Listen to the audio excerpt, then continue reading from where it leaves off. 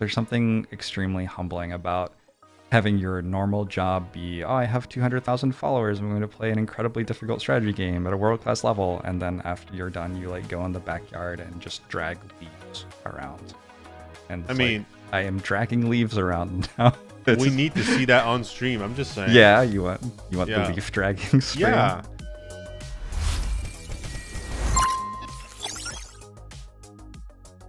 Guys, we're celebrating our 1-year anniversary almost to this day.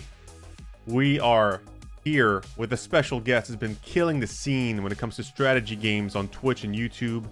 He has continued to kill it since the last time he was on this podcast. Like I said, almost 1 year ago exactly to the day. His talent for simplifying complex game mechanics for casual viewers is undeniable, and we like to think of him as the godfather of strategy gaming. With nearly 200,000 followers online, he has shown no signs of slowing down, and we are happy to welcome once again Jorbs to Streamforge Radio. Welcome. That was a good intro. Can I hire you for events? Sure. I mean, done. I'm hyped for it already. How are you doing today? I'm doing well. Fall is in the air, but yeah, you know, we can forgive it. The planet does that sometimes. I mean, I love fall though. Don't you like it? Oh, Seattle fall is like you get a few good weeks and then the clouds roll in and you don't see the sun again for 6 months or something. So I see. I am actually, the past couple of weeks have been gorgeous, but I'm dreading the what's to come, you know? Yeah.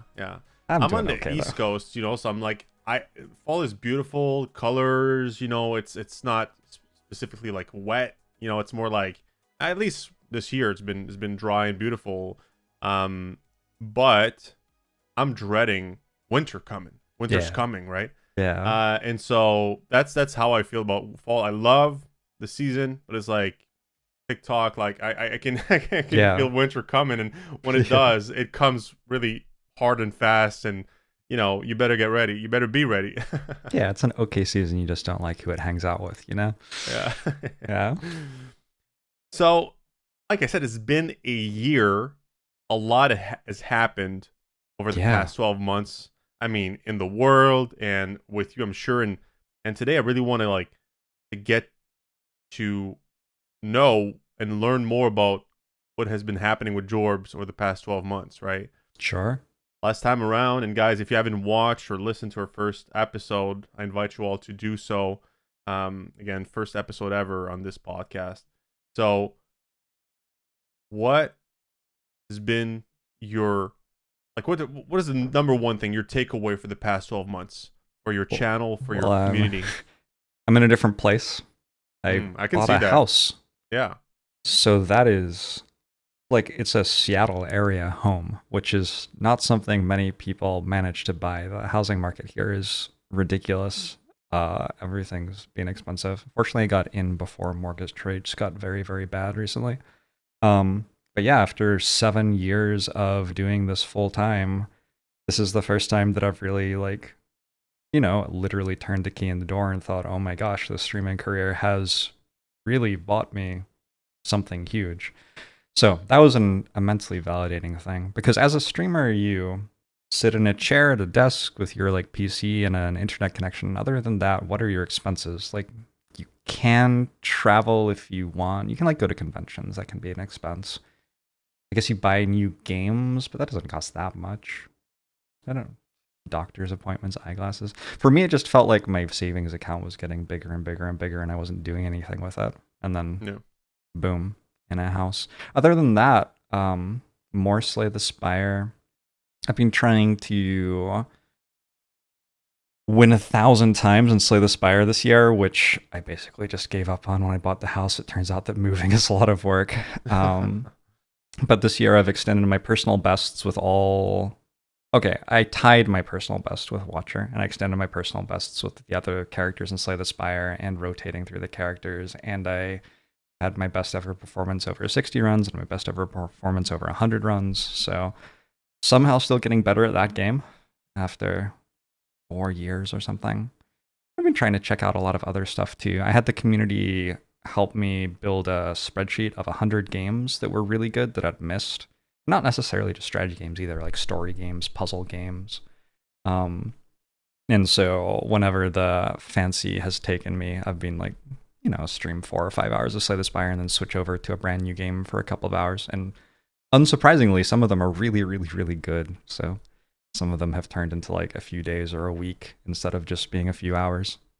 What has been some of the games that like you've played other than obviously Slay the Spire over the past 12 months that you've really got to enjoy streaming? I have been actually really enjoying The Witness recently, which is a puzzle game where they never tell you what the rules of the puzzles are. Yeah, that's like old, right? It's been out for several. I mean, old. Yeah, out for several years. Yeah, okay. Yeah, this is all like you have to understand. I play Slay the Spire like 40 hours a week plus sometimes, so I miss a lot of games. You have a backlog of games you haven't played over the years. There are a lot of really good games that have come out that I never touched. It's been really cool for me because all the other times I've tried playing a puzzle game, it has been when it's fresh and new. And when you try to stream a puzzle game like that, you'll have a lot of people who are really interested in the game and want to help you solve the puzzles, which is fine. It is cool that they're interested in the game. It's cool that they want to participate in solving the puzzles because that's what the game is about, right?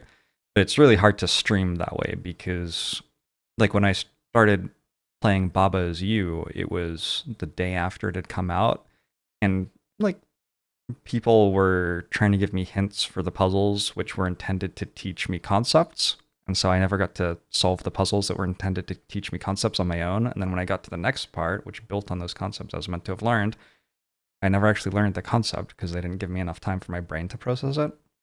So Baba Is You was like terrible, and I stopped playing puzzle games on stream because of it largely. And then I tried The Witness because everybody said it was so great, and it genuinely was. Like, almost nobody was butting in, trying to coach me or anything like that, just letting me mess around. I think I've said I am so dumb so many times playing The Witness, but it's one of those games where, you sit on it for a night after you get stuck on something and you come back the next morning and all of a sudden something clicks, which is one of the coolest feelings of being alive, I think.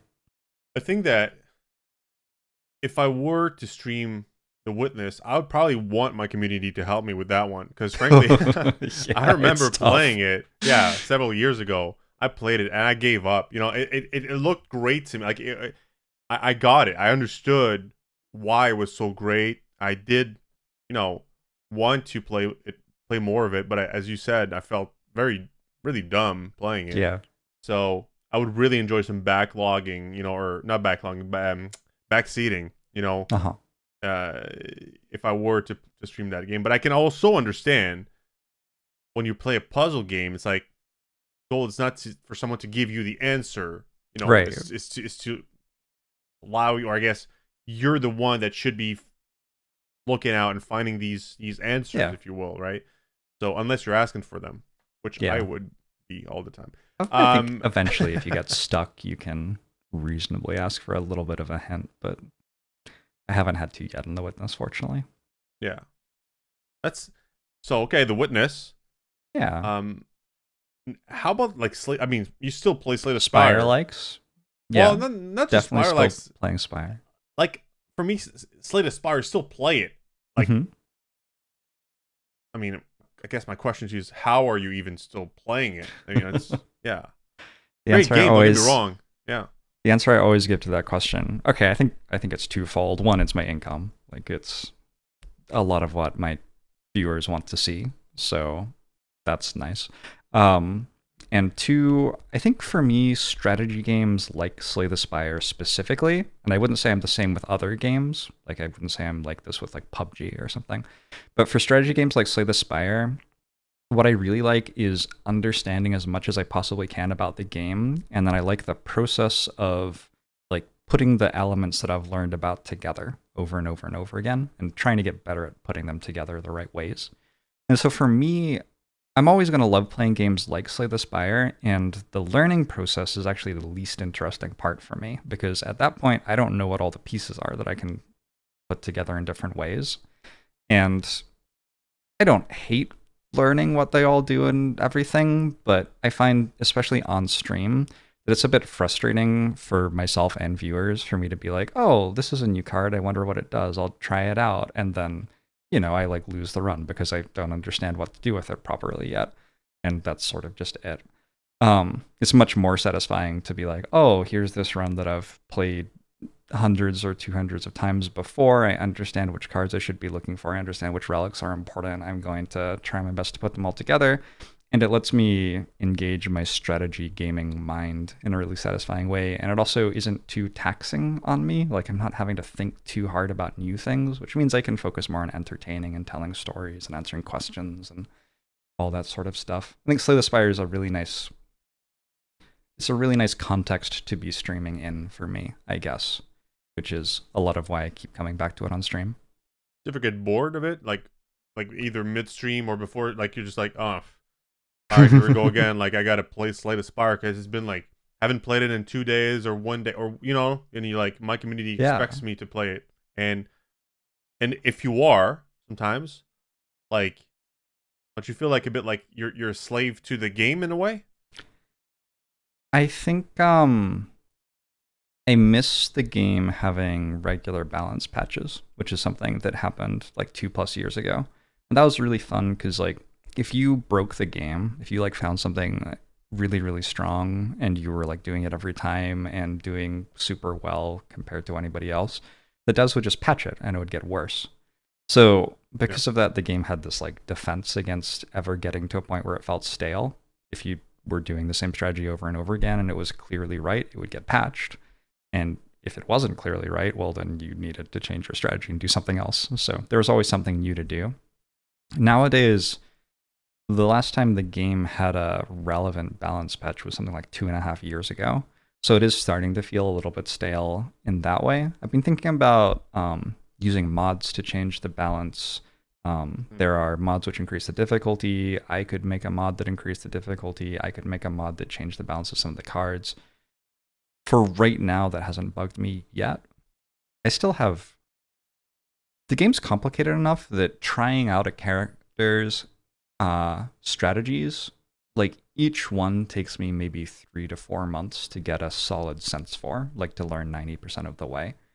And that's just the strategies for each character. And I'd say each character has like 3, 4, 5 very clear large strategies. So that's a long time. There's still stuff that I'm trying out that I've never tried before. I mean, one day, Slay the Spire will be irrelevant. Will become irrelevant, right? One day. It's going to happen. Whether it's in a year, in a month, in 10 years. I think it will feel like the first Civilization game, where it will always... Everyone will always know that it sort of like spawned this group of games. But yeah, there's going to be one that's better than it eventually, for sure. Have you started to see like a decline in viewership when playing Slay the Spire, or are you still in your based on your numbers, you're still going strong and even growing when you play the game? You should check the numbers on it. I think the Slay the Spire directory has been going down in viewership ever so slightly, but it's holding on remarkably well. If you like, I think about Age of Empires a lot when I'm thinking about the longevity of Slay the Spire, where Age of Empires, the old games have actually started doing better in viewership recently. Like, there are just so many people who are passionate about that game, and there are content creators who are putting together classic tournaments and making big events around the game and stuff. And I do wonder if Slay the Spire just kind of has that lasting appeal, and if I could lean into it if I decided I needed to. But also, I'm not scared of streaming a different game. I'm in my house now, so the idea of losing some viewership as I switch over to a new game and learn everything and get established in the community isn't super threatening to me or anything. Other than mortgage payments, I don't really know what I'm planning to do with money for the rest of my life. So, like, whatever. Let's chill out and play video games, you know? But like, not worried about it. Even for you, like, it's, you're gonna have to find a new game eventually, right? So I looked at the numbers. It's actually, I mean, the peak was, I think, when it went off like 4 years ago, as you said, when right? it came out, it peaked super hard. Yeah. It's about half these days of what it was in 2018, I Sure. think. But it's not going, from what I'm seeing, it's not really going down. I'm Yeah. installing GNOME right now. Little plug for Yeah. our buddy David. Um, and it's, I mean, if anything, it's going up, Yeah. frankly. So I it's still think going it's strong. Yeah. I think it's very hard to get established as a new Slay the Spire streamer because there are several of us who have been streaming the game for 3+ years at this Yeah. point. Yeah. But those of us who are fairly established in the Slay the Spire community are generally seeing our channels stick around at the same sizes or even grow. Mm-hmm. Yeah. The pillars. Yeah. I'd call you guys, right? That's good to hear, because I think like it's one of the most challenging things a content creator has to do in their career is to figure out what to play next, if you will, right? You feel like either the game that they're maining, right, is becoming irrelevant, or it's going down in popularity to a point where it's not worth playing anymore. It's literally people are not excited about it enough. Or as even a variety streamer who's up and coming, right? They're no like huge. Not gonna name names, but they're not like a huge variety creator which could play anything and people would still watch, right? So Sure. that whole process can be very difficult to figure out. So I'm glad to And hear. Yeah. it's difficult on the streamer side too. Like you were asking, I'm very fortunate that I both found a game that has had incredibly good longevity and am the sort of person who can play it for thousands of hours. Because most games don't have the sort of longevity that Spire has had, and most people don't want to play a game for as long as I've played Slay the Spire. So for my career, that's been very, very lucky. But yeah, I was in an NPR article recently talking about burnout, and for me, burnout has been more about the like managing the community elements of streaming and stuff like that. But Hylian, who is a Hades streamer, is known as a Hades streamer. His element of burnout was like he was playing Hades every single day and he was bored of it. But if he switched to playing a different game, he lost half of his viewers. So, what's he gonna do exactly? That's hard. Like you feel stuck, and I can just imagine. And I mean, I'm actually playing Hades right now. It's a great it's example. A very good game. Yeah. It's a very good game, and a bit like you with The Witness. I waited a bit to play Hades. It was out for a while back now, but I can imagine. Slay the Spire. There's like a random. Yeah, okay, Hades like randomly generated levels and all that stuff, right? But still, I feel like there's more depth, at least from my perspective. There's more depth to Slay the Spire versus Hades, which is a great game, by the way. I think that's probably true. Yeah, but I can see the burnout happening, and you're bringing me to a great subject and topic I wanted to talk about. Actually, is how are you doing? How are you dealing with that pressure? With how's your mental health versus a year ago? How has been the last 12 months mentally for you?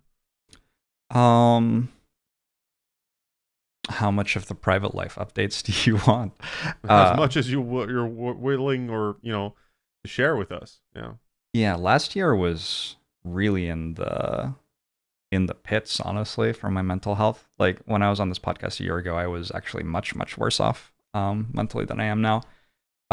It was in a nasty time in the pandemic where I think the pandemic is calmed down, but it's still going. I don't want to say that the pandemic is past tense, personally. But at that point in the pandemic, it still felt very real to me, and I hadn't really built routines that worked yet. Pre-pandemic, I was like always going out for breakfast and dinner and going to shows and bars. This was like how I unwound.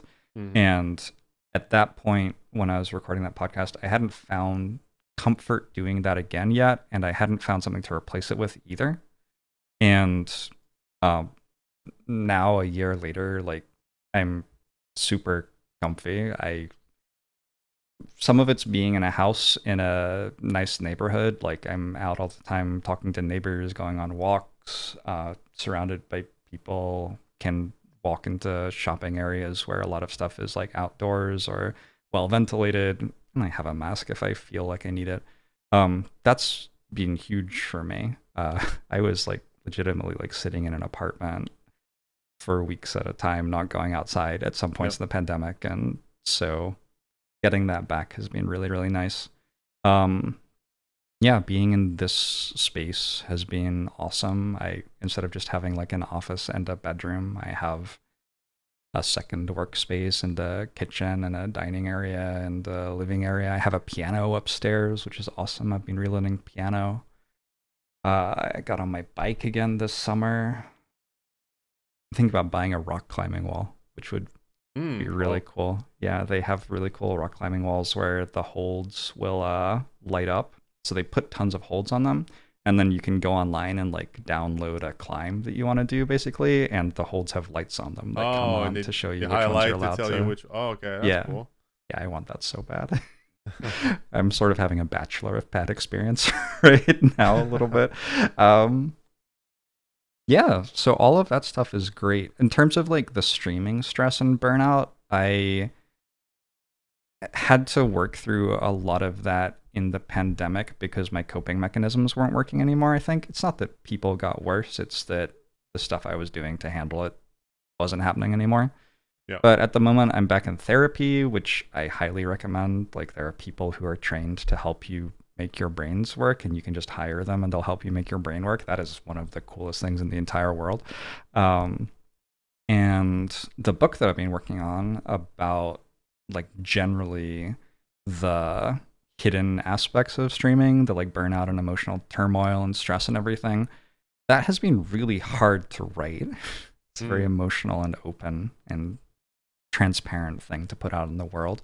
But I'm done writing it now. Really? I finished the final edits. It's going through review process.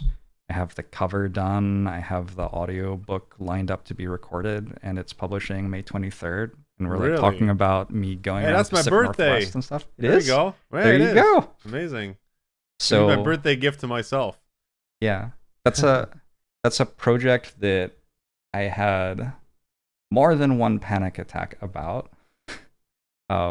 Just like sitting in the bathroom with my knees hugged against my chest because it was hard to do, and I've gotten through it, and I feel like I've like processed that, and it's something I've done now, and I wrote what I had to write, and I have people I trust doing the things that need to be done for it to be published. So it's amazing. Feeling really good, basically. It's a huge accomplishment, to be honest. And going back to, and I want to talk about the book.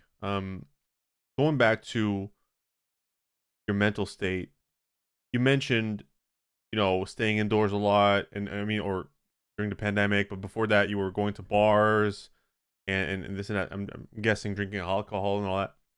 Yeah. So did you stop doing those things, or did you do it less than you used to, or did you go back to these mechanisms to get in a better mental state? Did you replace these mechanisms, if you will? I am definitely going like into bars and restaurants a lot less than I used to, but I used to like 1 or 2 times a day. So, okay. I used to a lot. Yeah.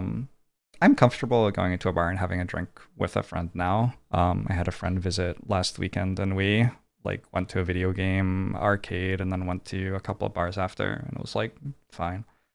I would say more so though, I'm getting outside more in the neighborhood that I'm in. I have a garden now. I've been doing some gardening. Yeah. It's like, I don't know. There's something extremely humbling about having your normal job be, I have 200,000 followers. I'm going to play an incredibly difficult strategy game at a world-class level. And then after you're done, you like go in the backyard and just drag leaves around.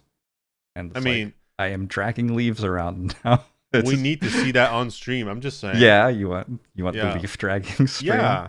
For real, like I think that's the future of content creation is all right, guys, let's sit down and play this game. But you know what? We're not done. We're going to go, rake the yard, or we're going to go plant some seeds, or we're going to, and you bring people with you. Now, of course, we all need some off time, right? But I do think that I'd be super interested in getting on a bike ride with you, right? You just bring your, like just yeah, put your Limmy phone here, does. like a. Yeah. Limmy does bike streams, and I actually really like them, and they're pretty popular. I've considered doing that. Yeah. I've always wondered, like, isn't it dangerous? Like, especially if you're like on a road and riding a bike to be streaming. Why? Like, I certainly wouldn't be trying to read chat. No, of course not. Yeah. No, please don't. Yeah. No, that would be dangerous. Like I'm just thinking like you put like a rig, like a little strap thing, and you just put your phone or like even like a camera just talking connected to your phone. Yeah, just talking. Just just bringing people. Yeah. Yeah, I could do that. Yeah, that could be fun.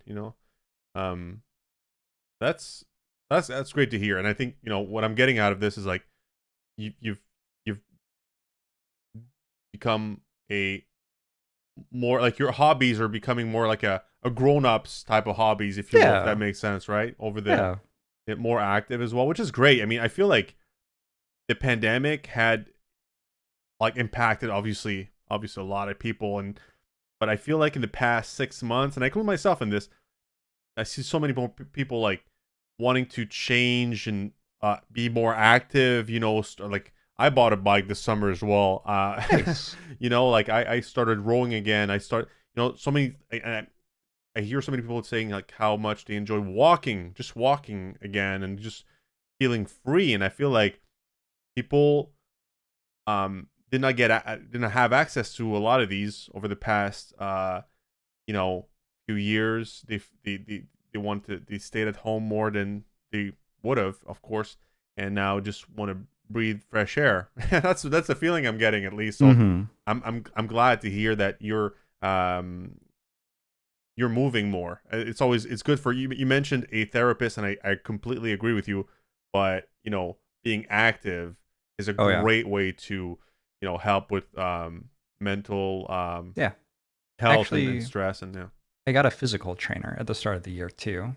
When you talked about the therapist, I feel like I should add that. Like I also got the person who's good at the body helping me understand like what lifts to do and stretches and everything, and person who's good at the mind helping with the mind. Absolutely. That's another tough one, because frankly, like you're like, oh, I want to get in better shape. I want to train, or at least just exercise, And there's so many resources online telling you a million different things. Yeah. And you're like, which should I follow? And you're like, they're all like contradicting themselves. And you're like, so I feel like it's really hard as an individual to just like pick one and be like confident that's the right one. But in person, I feel like if you hire a person, like a physical person, and figure it out for me or help me, and they can ask you questions, and like they can be like, see what type of body you have, what type of person you are, and so on and so forth, and build something custom for you. That's a great way to go about it as well. And they'll also, when I'm doing it on my own, I always worry. I've had shoulder issues in the past, and I get really tight hips as well. So I always wonder, like when I'm reading about some exercise routine online, well, what's this going to do with my shoulders and my hips? Because those are problem areas of my body. But when you're just reading the website, it doesn't mention that at all, Yeah. Whereas with a physical trainer, she'll have like an extra exercise or an extra stretch for me to do every day that address those things, and I can see them getting better and have been injury free all year. And it's it's worth paying money for.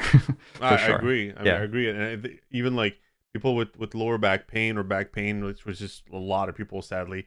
Yeah. Like oftentimes you're like, oh, I shouldn't train because my back hurts. But wait, if you train the right way, there's ways so you can train that you can strengthen your back, so your back pain gets, or your back gets better. So, but you need to do it right. That's why it's hard. And you're right. Like just listening to someone online talking to the masses, they're not taking their back pain into consideration. So we got to be careful as well, right? Yeah. It's really cool when I'll be like, my hamstring's really tight today, and then my trainer will be like, okay, hold the weight in one hand and like get on one foot and do a like single leg Romanian deadlift and do like 5 of those, and then here's a particular kinetic stretch that you can do. Active stretch, I don't, what are you, dynamic stretch? Whatever. Anyway, Yeah. it's her job to know these words, not Yeah. mine. It's just, You do them, but she knows how to call them. yeah, it's like your body is the strategy game. It's like Right. all the things connect, and she knows how they all do it, and yeah, it's awesome. Did that help you get inspiration, like being active, being more living a more dynamic life? Did that help you with writing your book in a way over the past 12 months? Yes. Yeah, while I was in the process of writing a book, and I don't recommend this and don't think it's necessarily a good thing, but while I was in the process of doing it, anytime I had a new experience, it would give me a new perspective on what I was writing about. The book in general is about sort of like manipulation and control and abuse, which are very negative things. But it isn't, I would say, a wholly negative book. It's largely about learning how to navigate them and defend yourself from them. Not really. It's about observing that they exist and pointing at them and showing what they do and showing how you can be a good person despite all of this. Hopefully.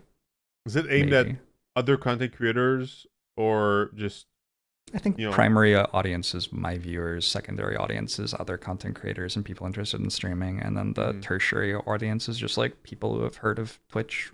Maybe their kids watch it, but they aren't sure what it is exactly. It speaks to all of those audiences. It pretty clearly outlines what's happening, even if you have never heard of Twitch before, and it goes into a lot of depth if you're someone who cares a lot about Twitch. And often it comes from different angles, because I was thinking about something on the ferry to Victoria and looking at the waves, and I thought, this is a really interesting perspective on like what it's like to be a community or something. I don't know. That's not actually an example that happened, but I've had tons of experiences where even when you're not sitting at the keyboard writing, your brain is still thinking up all the ideas and trying to put them together for that book, Yeah, and how did you take those? Because for me, like, I have ideas coming in like all the time, and I forget half of them if I don't write them down, right? Yeah. So what was your strategy for building? I could say writing, of course, this book, but I really mean to use the word building the book, because to me there's like a strategy behind like writing a book. You got to build the section, how it's gonna unfold and all that.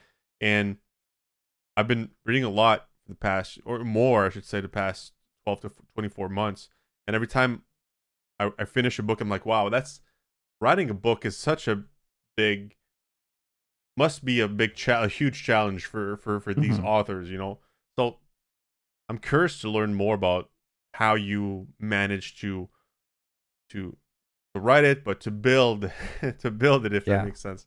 Yeah. I think that something that I've seen over and over again in my life whenever someone does something very impressive is that, I don't think this always happens, but I think something that commonly happens is that people have a ton of emotion about something, and then they or someone near them are able to capture that emotion and channel it into something productive. And that, I think, is what happened with my book, is that I was really pissed off about the end of my relationship with my former esports team, and also a couple of other things going on around me on the back end of streaming. And I sat down one day just to like process my thoughts. There's something I do like for myself, basically journaling, And I just like wrote 15,000 words over 3 days. And I was like, what?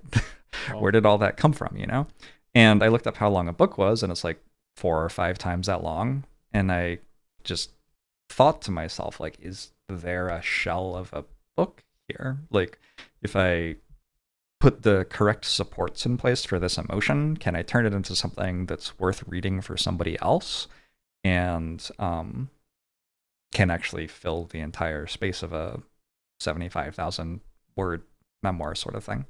And the answer was yes. And the way that I successfully did that was by interviewing others.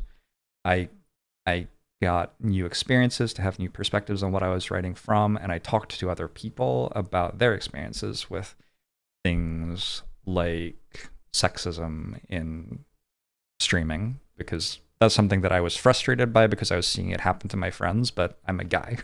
So my ability to write about it personally was limited. But Yeah, you had one perspective, you know. Yeah, but I've had so many extremely eye-opening and valuable conversations with women who stream over the past year and a half about how they deal with sexism and how it expresses itself to them. And I've also like paid attention on my own. Like if I see something sexist happen, like I try to like understand like how is this happening? Why is this able to happen? Sorts of ideas. And then the same ideas for like manipulation and control and scams and grifts. There have been lots of like crypto related things that have been very grifty and scammy that have affected myself and people near me that I've spent a lot of time thinking about. A lot of stuff around charity work has been messier than it used to be in the last couple of years on Twitch, with like companies trying to make lots of money off charity work, which I've always been very into doing stuff for charity, but it's actually for charity for me. So when companies are like trying to contract me through my team to run charity streams for them, and my team is getting paid and I'm being forced to raise money for a particular charity in a particular way that they want me to do it, that pisses me the hell off. There's a chapter in the book about that. So yeah, that was the strategy, was to think about how all the pieces fit together, get tons and tons of perspectives on all of them, and write it down. And I spent a good chunk of money on 2 different very good editors to help make my thoughts more succinct than these sentences I'm saying right now, and found an awesome publisher, and it's a book. It's amazing. You tweeted on September 15th that you said, guys, in parenthesis, me, will really write a book instead of going to therapy. Yeah. You mentioned going to therapy, so I'm not going to question the fact that you went to therapy, but how therapeutic was writing the book for you? Well, at the time when I tweeted that, I hadn't gone to therapy Oh, yet, so you and just I was started like, therapy. I should really go back to therapy. Okay. Yeah, it was therapeutic. It was something that I did to process the things that were going on around me. Yeah. As a content creator, we talk so much about the stuff we're comfortable talking about, and we spend so little comparative energy thinking about and talking about the things that we aren't comfortable talking about while we're live on stream. Because if I talk about Slay the Spire for 8 hours, then yeah, I've processed what I think about Slay the Spire, I've thought about it a ton, and I've talked about it. But then I end the stream, and I have to think about, like, what are my thoughts on for-profit charity work? That's something that I have comparatively little energy and time to process and think about, but it is arguably more important to my life than Slay the Spire is. Slay the Spire is just a game I'm playing on stream, whereas that's something that interacts with like all of my other business connections and friends and the charities that I raise money for that aren't for profit. And so that's something that's worth spending some time thinking about too. And that's something that the book let me do, was really sit down and, I mean, literally solidify in text what my opinions about these things were. Have you ever been, do you feel like you've been scammed before, literally scammed out of a sponsorship or a deal or something like that? For sure, yeah. I think tons of practices, even ones that are acceptable, are borderline scams. Like, you put together good sponsorship offers for streamers, so you know what it looks like when it's done well, and I'm sure you've seen lots of like affiliate programs that are like, ooh, that's kind of predatory. I have, but I'm yeah. I'm not Jorbs, and like I'm sure you get dozens of people So to many. reach out every day. Yeah, so like Yeah. Even and then that was only the stuff that's like sort of above board. Like yeah. there's also all the stuff that's really not okay. Like um there was a crypto sponsor who sort of ran a pump and dump, but they used streamers to do their pump and dump. So they made subcoins of Ethereum and then they backed the coins with like a $10,000 initial investment and signed up a streamer to be like, oh, this is my new coin. I'm going to use it on my channel for giveaways and to run tournaments and everything. You should all invest in it. It's a safe investment, you know, so on and so forth. And they had these streamers work on their coins. And these are streamers who genuinely like love cryptocurrency and loved what they were doing and loved having a currency for their channel and stuff. So that's all cool. The streamers worked on their coins for like a year or two. And then the company that initially backed them with $10,000 sold all of their stake in the coin and like made a 10x on their investment or whatever, and the value of the coin like halved overnight. And you know, there's the streamer who's just worked on it for 2 years and all of their viewers who bought into it and thought it was a safe investment and stuff, and they're just and that's like crypto, even in the best of circumstances, is a bit of a risky investment, but that one was just designed to be a pump and dump from the start. Like, I think that's just a scam, personally. It's, I mean, from what I'm hearing, it's coming out of your mouth right now. It does. I mean, for me, like altcoins are riskier by default, and this is almost like a sub altcoin niche, if you will, like you know, a company, I don't know, I guess an organization creating a coin specifically for a creator.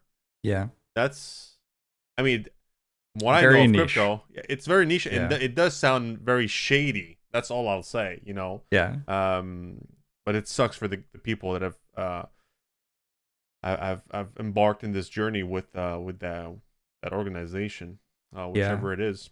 It's always so complicated to unravel it all. Like, because there's a company trying to make money, and that's allowed, right? Yeah, sure. But there should be some things that are okay for a company to do to make money, and some things that aren't okay. And ideally, we'd have like legislation specifying all this stuff, but at least we could have like cultural community norms saying, like, hey, that one's not okay. This one is okay. But with something like streaming, it's very brand new in the history of humanity, and cryptocurrency even more brand new.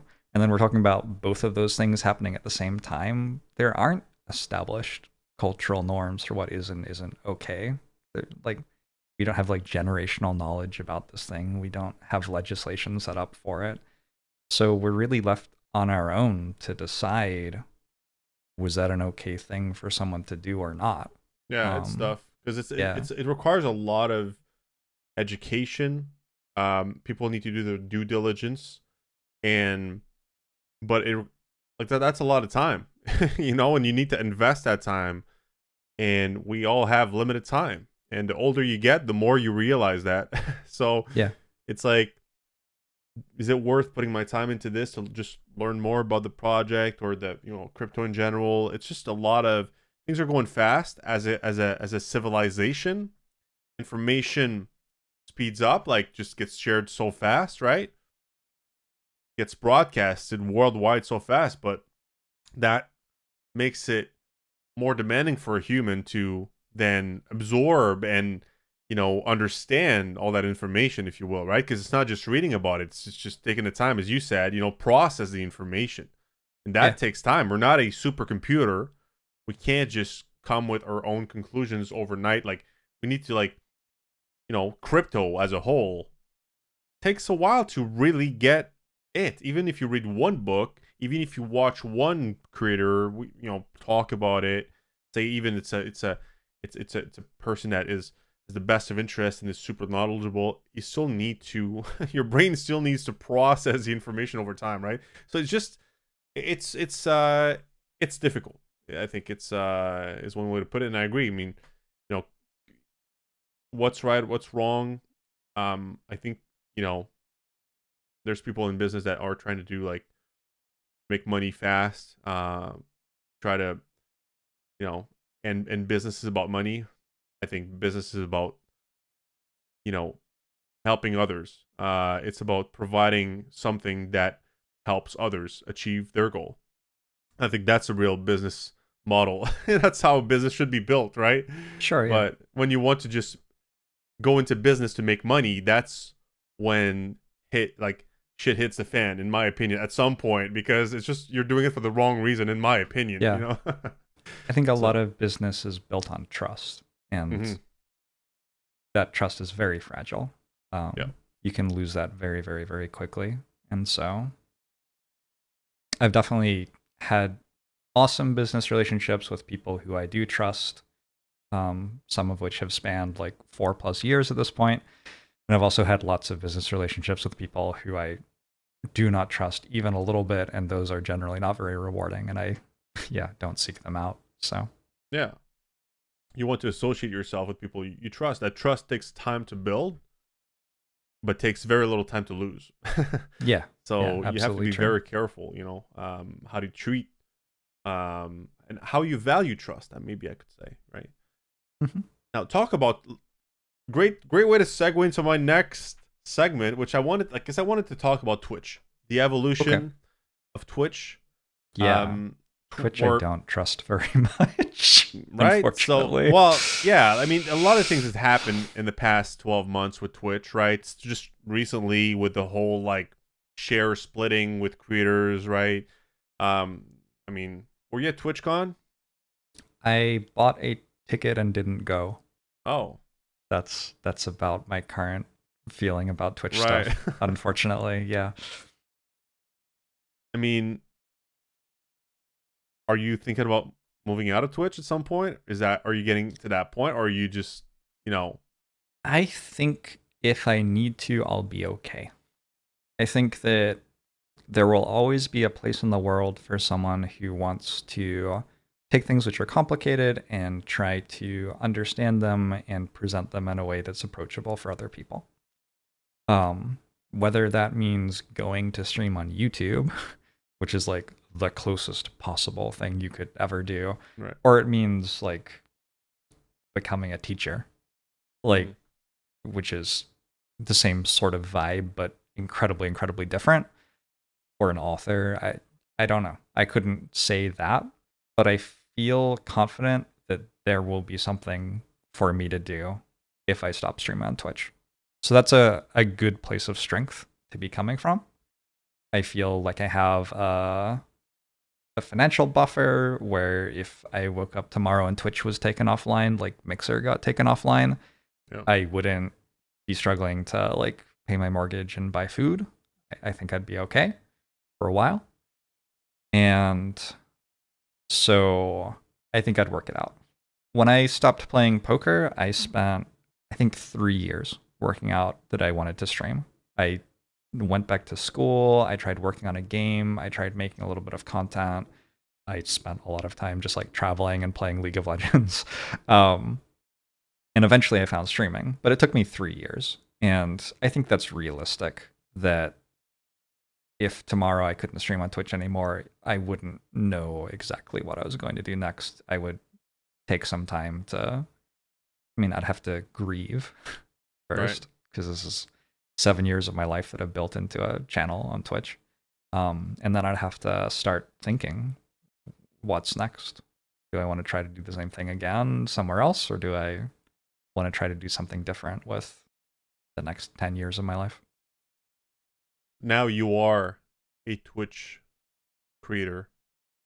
What do you think Twitch should do in the short, medium term to get with the program? That's how I'll put it, right? Because I think they're disconnected from the community, especially the creator community. What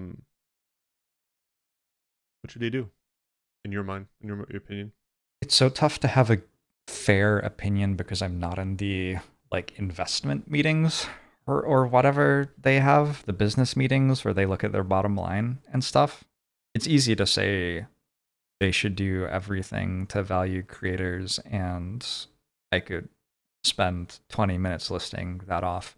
But I also have to be aware that I have no real understanding of the financial design of Twitch. Like, I get they get sub revenue and ad revenue, but I don't know what server costs are exactly. I don't understand whether they're paying a lot for transcoding for streamers with 50 viewers, which they shouldn't be. Like, I don't know that stuff. I barely even know what the words I just said mean. So, Right. this is a huge struggle for me to understand where Twitch sits, and I just have come to accept that I don't have a huge amount of confidence. I think that Twitch is trying to get too much profit from what it is, and that it works a lot better if it's seen as a like media empire, which is valuable to have for other reasons, but is not a profit driver in and of itself. Sort of like how an esports team works, where like TSM's esports team doesn't make TSM money because it wins tournaments. It makes TSM money because it lands a ton of sponsors and gets them name recognition in other spaces. Mm-hmm. I feel like Twitch is meant to be that, personally. But also, like, that would be the way that was most favorable to me if it was like that.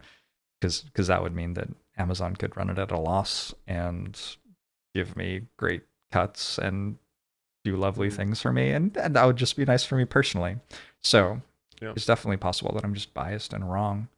No, I mean, the problem with Twitch is, in my opinion, that's my personal opinion, of course, that Twitch lacks vision.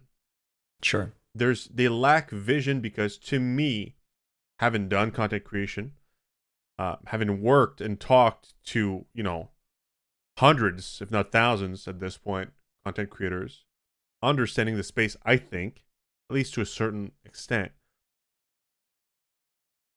there's so many people that want to be a content creator, but there's such a little amount of people that can actually make it a living, right? Yeah. There's only a few Jorbs out there. There's only a few, excuses. There's only one, but Yeah. There's only one Ludwig, and they let him go to YouTube without fighting for him. That's my thing. Yeah. They don't fight for their creators. Yeah. And they're I feel like in the investors meeting, and I'm not there, guys, but I feel like they're like, oh, we're making money. Why would we get a lesser cut if that works for us and we're making money with it? Well, because you're gonna make sure people stick around more, because you're gonna be rewarding their time more, and they're gonna stick around for longer, and it's gonna bring more people. That's my belief, right? That's my vision for it. I think it's like, I think the big perspective on this is you have this brand new thing, streaming, which very few people in the world understand.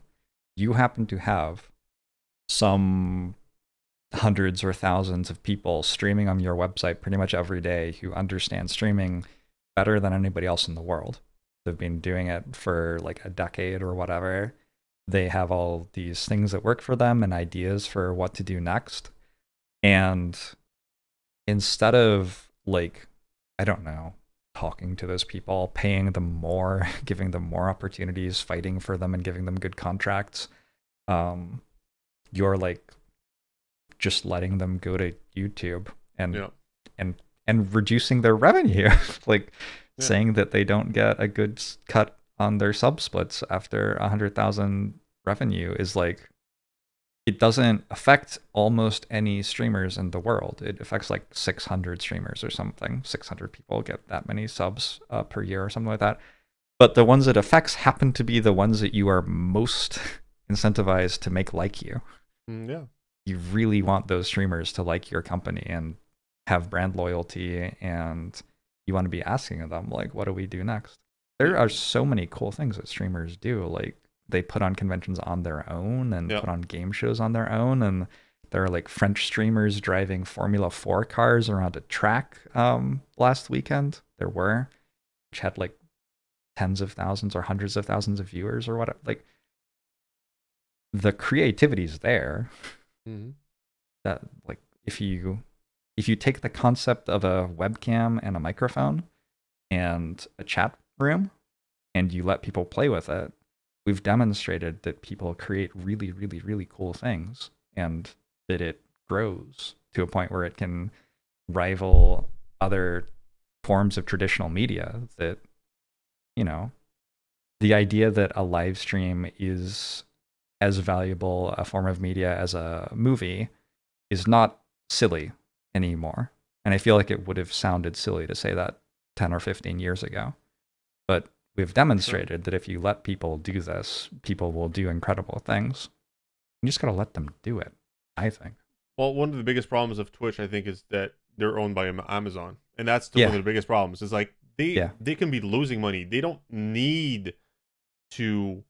They could just live on their own. They could lose millions if they may, well, just as well be losing millions a month. I'm not sure, right? We don't have the financials, but if they weren't owned by Amazon, trust me, they would make sure people stay to their on their platform 100%, right? Mm-hmm. And I really agree with you with, make money through advertising, not through subs. It's like, get people to stay, get people to want to come to your platform, build a community there.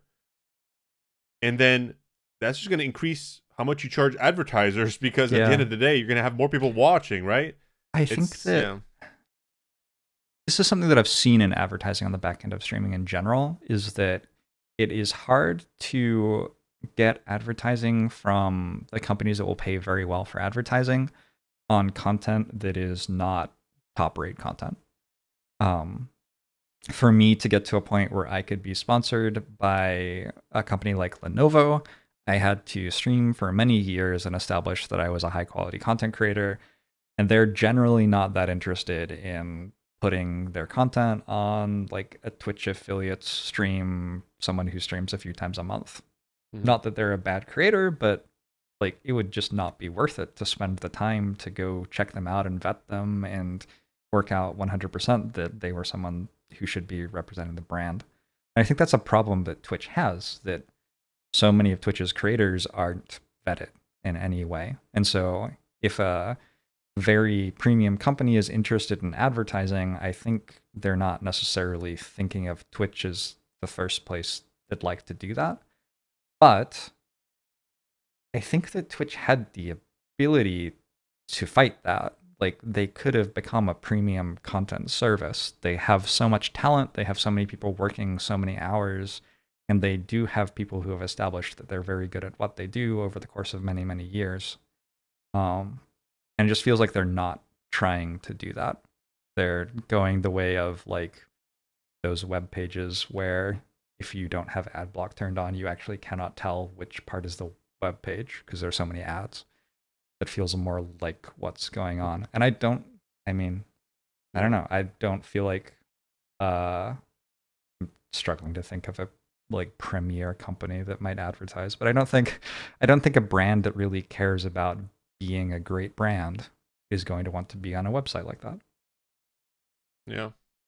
It's tough. It's certainly, being in this space and advertising in this space, I can tell you Twitch is quite niche, compared to YouTube, compared to other social medias, compared to Twitch, compared to TikTok, for example, right? Which is really blowing up. And that's the biggest challenge for Twitch now. Is now, in the past, only a couple of years ago, he only really had to worry about YouTube. And not that much, not even that much, really, to be honest, because there was not that much streaming on the platform. Now more and more people are moving to YouTube to stream and create video content. So, like I said, human beings have 24 hours in the day, and most of us sleep 6, 7, 8 hours. Ideally 7, at least, guys. Come on. And with that, the rest of our time, we have to work, we have to take care of our families and all this. So we have very little time to actually entertain ourselves, and we can only say we have 2 hours a day. So we have to choose when we do pick a platform. And with that time, what are people going to pick? And that's a real question and why do people pick those platforms? And I get a feeling that Twitch doesn't give a shit. I really feel that. I feel like they're like, Yeah. whatever. That's just, we're going to do this no matter what. It doesn't really matter. But what bothers me the most about this is that it's a missed opportunity, in my opinion, because there's the opportunity to, instead of being the ones that don't give a shit, being the ones that care the most. I do think Twitch is about community, and there's an opportunity to care the most. That 5 years ago, like that's what they were to me. That's why I was on Twitch. I started on YouTube, making YouTube videos, and then like Twitch was the place to be where they understood creators and did all the cool stuff. I wonder how much of Twitch's business model is being on someone's second monitor while they're at work, or like while they're watching this podcast, they have a Twitch stream on the side or something. And I also wonder how much they sell advertising on streams like that people aren't actually paying attention to. So that's sort of a... Well, that would bring me to that advertising probably shouldn't be worth as much. Yeah, exactly. Well, true. Yeah. And that brings me to my previous point that I brought up, which is, a business should bring value to another individual or another entity, right? That should be the business plan. And if what you're saying is true, which is not, we can't say it's true because it's just, it's a hypothesis, right? Yeah. But if that's the case, then that goes into the doing it for the money type of bucket, in my book, so that would be a problem because advertising online it's so weird. How do you even tell what's like good or not? Like for me, I can say, oh yeah, I ran an hour of this game, this is how many click-throughs I got, and that's like a real metric that I can show. That means something, although what exactly does it mean? Like if I spent a lot of time saying, hey, click on this link, like that doesn't necessarily mean more people bought the game. I don't do that, by the way. I usually don't deliberately drive people to the link. I find that they click it on their own if I just enjoy the game. But yeah, like that's one of the things that's having to be negotiated in the back rooms is like, how much is advertising on this site worth? How much should be charged for it? How does it look? Is it going to be like a banner ad? Is it going to play over the video while you're watching and the mainstream goes picture in picture on mute? Or is it going to block you viewing the stream entirely for 3 minutes when you arrive? Or is it going to show up at the bottom of the screen? Or is it going to be in the chat box? There could be a little text advertisement that shows up every now and then. There are lots of ways to put advertising on Twitch, and they have to work out the right way to do it. Which you know how to do it? Do you know how to find the best way to do it? Well, my successful way to do it has been to involve me in it. I'm the content creator. I know what my community wants to see in terms of advertising. Give me products that align with like my values that I think are quality and worthwhile for my community to buy, and I will promote them. And you can buy an hour spot or a 2-minute spot on my channel, but if you give me stuff that I'm comfortable promoting, I'll do that, and that gets massive response from my community. That's my leverage point. That's why I can be a successful advertiser. And ask and inquire with the community as well. That's, I think like it's an opportunity as well to involve Twitch's community, the creators community, into, because you mentioned like how they want to see the content. It's a big deal. Like how, because and if it's done right, it could be massively successful financially. Like because more advertising's meant to be a good thing. It's meant to be good. It's meant to be how you find out that something that you would like exists. Exactly. It's so weird that it's like being force-fed to us in a way that it's just noise and all of us hate it. When it's meant to be like, hey, did you know you can get 50% off a thing that you need at a sale this weekend, and then you're like, oh cool, let's go to the sale. Like, Yeah, for a product that you're like excited about, that you've been talking Yeah. about on Yeah, stream, exactly. for example, you know, like that. yeah, Well, that's what we're doing, but trust me, it's a real head scratcher sometimes, because doing it right is difficult. That being said, I think we're the example that it's not impossible, right? And Yeah, if we can do it, I have Twitch or viewers anybody who else can do it. like my sponsored content better than my regular content Yeah. because I'm checking out a new game Yeah. and they know that I'll be focused on the game and showing it off, and it's fun for them to watch. Yeah. So it's possible. It is possible, and I would go as far as to say it's necessary that advertising goes in that direction moving forward, and sponsorship goes in that direction moving forward, because, and you said it well, it's killing the industry. Really, it really is, because people like they mentally, and they're going to ignore the content. They're going to ignore, and there's a real opportunity to enhance the content, to make it better, to get people to discover games and products that they're actually going to enjoy, and that's going to make their lives better. Like, it's possible. Yeah, I hope so. I can tell you it is. Good.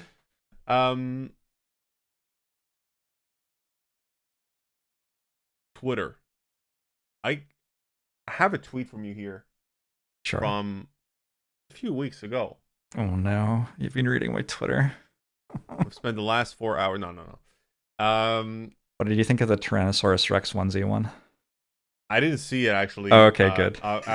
Don't look. Don't look. Our producer went through them. So, this one from September 27th, and you say, just told someone I was doing offline work. I've been scrolling Twitter for the last hour. Yeah. Now, one, I hope this person isn't following you on Twitter. Two, what do you like about, I mean, talking about like Twitch and, you know, it's potential downfall and whatnot. Interesting. But Twitter for me is what could possibly or potentially happen to Twitch. Like, I think like less and less people are spending time on Twitter. Yeah. But from this tweet, you seem to be enjoying it. What you enjoy about Twitter? Was I enjoying it or was I doom scrolling? I think they sort of go hand in hand on Twitter. Sure. Okay. The thing I like about Twitter is that it's a way to create a resume of my personality, which is such a weird thing to say, but I want my Twitter to represent the sort of things that I think about and find funny and interesting about the world if someone clicks on it and scrolls through it. And I've connected with lots of really cool people through my Twitter achieving that for me. And it just isn't something that's very easy to do with video form content, in my opinion. You can't snap from subject to subject to subject to subject to subject quick in a video. Whereas you can on Twitter, and you can just like scroll through it all. It's very well organized. So that's really all that Twitter is for me. It's saying, hey, this is a thing I think is important. This is a thing I think is funny. Here's a joke I might make if we hung out at a bar one night. And then I have a bunch of friends and connections that I've made through that who, you know, reached out and said, hey, I really enjoyed this. Do you want to talk about it sometime? So, especially through the pandemic, Twitter was how I made a lot of really new friends. Like, not like a friend introducing to me someone they know, but like a game developer who lives in Scandinavia. Yeah. Who I'm now friends with. Yeah. So that's immensely valuable to me. I don't really use Twitter for much other than that. I don't expect it to drive revenue for me. I don't expect it to like a journal. Would it be fair to say that? Yeah. Yeah. Yeah, I see it that way as well. For I mean, as a social media, I think it's how it should be used, at least. How much time do you spend, would you say, on average, like tweeting, like writing a tweet? Do you like instinctively like come up with something, or do you like work on it? They hatch fully formed from my brain. Yeah. I don't draft tweets ever. If I don't get to a point where I'm satisfied with something in like 5 minutes, I just drop it and it never happens. But yeah, usually I'll just like, something will be in the news or something will have just happened with some friends where we had a fun time, I don't know, paintballing or something, and I'll just want to say something about it, and so I'll throw it out there. It's not it's nothing like creating a YouTube video where I spend a lot of effort thinking about what I'm going to say and put together a PowerPoint presentation and then record it and everything. It's more of an aside. If I'm on the bus and I'm thinking about something, I think, oh, I could tweet about this. Sorts of ideas.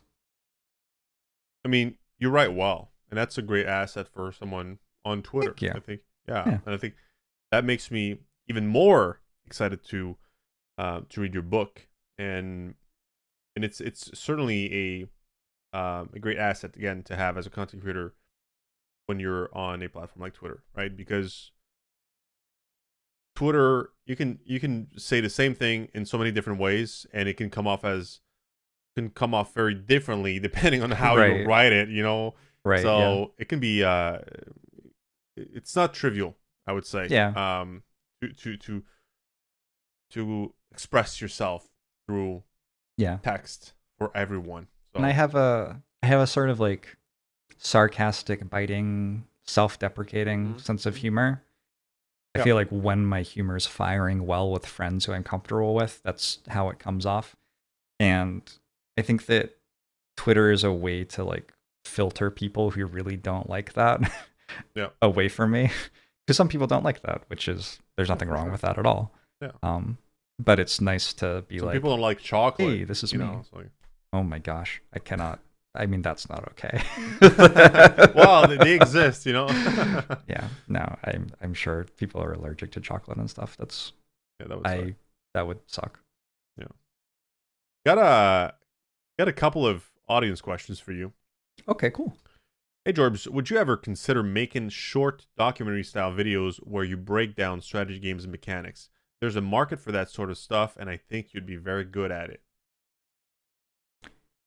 The closest I've ever done to that was a series of videos I made on Beagle Rush's XCOM series that he was playing, where I took somebody else's series they were playing and I compressed like a 6-hour stream into a 10-minute video where I talked about like, this is the part of the game where this thing happens, and so you can see he's thinking about this, and on this mission this stuff happened and stuff like that.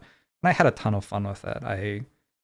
I sort of experimented with being more analytical versus more funny, versus more informative, versus more like, whatever. Anyway, that was fun. I made, I think, 10 of those or something. It took me about 2 hours per minute of video to do that.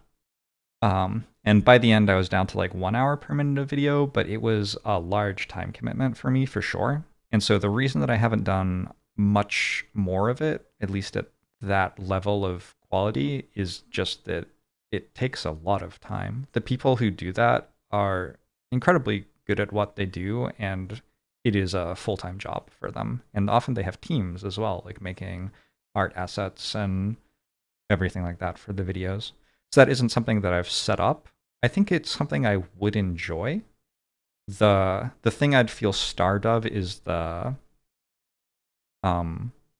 real-time interaction that I get out of streaming. That's why I eventually settled on streaming. I really liked having someone say something in chat and then I could talk to them, compared to when I'm editing a video, I'm just sitting in a chair by myself for hours, which I can do for a while, but I didn't want to do for a career over years. Yeah, full-time is different for sure. Yeah, but I mean, I sometimes have that energy around me and want to do it, and I still make some like 10-minute videos analyzing a certain aspect of Slay the Spire or something like that, and I make podcasts which are like 3 hours long talking about in detail the strategy of Slay the Spire. And if you like sort of like crammed that 3-hour podcast into the 10-minute video, you'd basically have the thing that the viewer is asking about. But there's a lot of work to go from the 3-hour podcast to the 10-minute video. Absolutely. We got another one. Did 2022 live up to your expectations in terms of releases? If not, what could have made this year better for games and strategy? Oh my gosh. I think they need to stop making such good games. Honestly, it just kind of pisses me off how good games are. Like, I really want to play.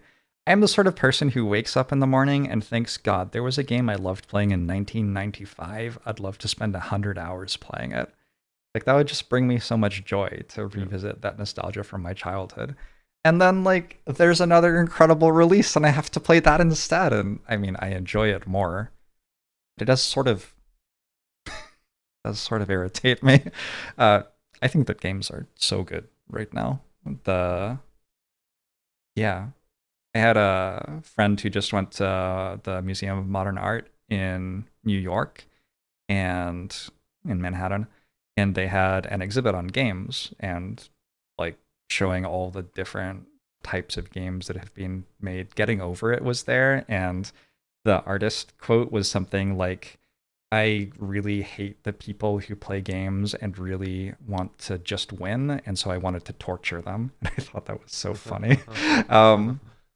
But yeah, she was like telling me about the different games that she saw in this exhibit, and I was like, oh my God, I got to play that. I got to play that too. I played that on stream. And it's like, the games that are releasing are legitimately going in art museums, and I'm getting to play them on release and experiencing them live, and it's awesome. I think that if you get really into the like AAA release cycle, it's easy to feel let down. Like if you're invested in the next FIFA game, that game's gonna have like a bunch of microtransactions, and they're trying to work out how to make as much money out of it as possible and stuff like that. And expectations are probably not going to live up to what you'd hope for.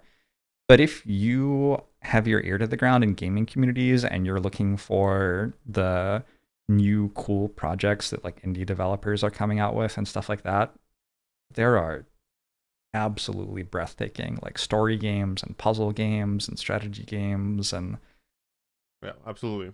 I think we're in the golden age of indie games. Like, literally, like there's so many amazing projects coming out, and there's an issue that comes to that with that is that the fact that they need help reaching audiences because there's so many of these games coming out. Yeah, I agree so much. And the quality is there in most of these games, and like we're talking about small teams, right? I meet with them all the time. Like it could be like 1, 2, 3 people or 10 people, but still these are tremendously small teams compared to any of these AAA titles. And some of these games even compete in terms of like polish and quality. I mean, a lot of these compete with AAA games. So it's it's an amazing time to live in when you're an indie games fan. Problem is, we all should take like a sabbatical to play them all, right? So, oh my gosh, I'd need 5 years. Yeah, there are so many. I think 5 years ago, AAA games could do things with graphics and game performance that genuinely mattered that you couldn't do at an indie game studio. Because AAA games were the ones with the resources to make use of the cutting edge hardware and everything. And I don't think that's true anymore. I think in the last 5 years, the increases we've seen to graphics and the like have just not mattered that much. We crossed the point where graphics looked good enough a long time ago. And when you look at indie games, a lot of them are like using pixel art, which looks great. Yeah. And we could make that 20 years ago. So yeah, I think like graphics have been following certain trends over the years, you know, when 3D came in and the way they try to push the boundaries. Nowadays, it's more about style. Which style you're going to go for your game, right? It's going to be pixelated or more like cartoonish, even like 3D, more cartoonish game, a la Telltale games, if you will, type of deal, right? With the tracing and all that stuff. Like, you know, so yeah, it's a great time to be a gamer, I think. Yeah. Agree. we have our last, and I'm shedding a tear here saying it. Our last segment. It's the rapid fire segment. You've done it before. All right. That being said, I'm still shedding a tear. It's almost over, guys. The 1 year anniversary episode with Jorbs. It's always nice to just chat with someone for a while. Yeah, I think. Yeah, it was a lot of fun. You ready for this though? 15 question, this or that. No thinking. Try my best. Just saying, okay? Be imprisoned for kissing a pig, or be imprisoned for kissing a donkey. Oh, I thought you said or. No. Be imprisoned for kissing a pig or a donkey. A donkey. Go 1 year. But honestly, they're both cute. Go 1 year into the past or 1 year into the future. Future. Be fluent in Spanish or French? French. Good answer. No backrest or armrest on your chair? No armrests. They're bad for you. Get rid of them. True. Be a one-hit wonder or be mediocre your entire life? One-hit wonder. Slow music or fast music? Music. Have no elbows or no knees? I think no knees. Cash inflow or cash outflow? Outflow. King or queen? King. Never age mentally or never age physically? Mentally. Would you rather only eat spinach or only eat lettuce? Spinach. Eat a nuclear, as some would say, missile or smell a fart? Eat a nuclear missile? Yeah. I didn't write these, okay? Smell a fart. Okay. I mean, healthier, I guess. Would you rather be stuck on a train or a bus? Train. First-person shooters or racing games? Racing games. Never have to pay taxes or never have to do laundry? Laundry. Good. 15 questions answered. Jorbs, thank you for being part of this 1 year anniversary special episode. We'll see you next year for the second year anniversary. You're stuck with us for the rest of your career, okay? All right, cool. And hopefully we'll do another episode when your book comes out May 23rd. Yeah. Right? Plug it before we go live. Please, yes. If you Google "before we go live" Jorbs, you will find its listing on Amazon. My publisher is Salamander Street, and they're an indie publisher based in Scotland. And if you want to pre-order it, it's available. I would recommend getting it from them instead of Amazon. And there will be there's an entire release process coming. So if you follow me on Twitter or whatever, you'll hear all the updates as well. Absolutely, will do. And I'll remember the date. I'll pre-order the book myself, and maybe we can have you once again this spring to talk about the release of your book. Yeah, that would be cool. Guys, thanks for watching. Thanks for listening, whether you're on YouTube or any other podcasting platform. We'll be back next Tuesday. Don't forget, as Jorbs said, check him out on Twitch, Twitter, YouTube. Check out Jorbs. Guys, thanks for listening. We'll see you next week for the next episode of Streamforge Radio.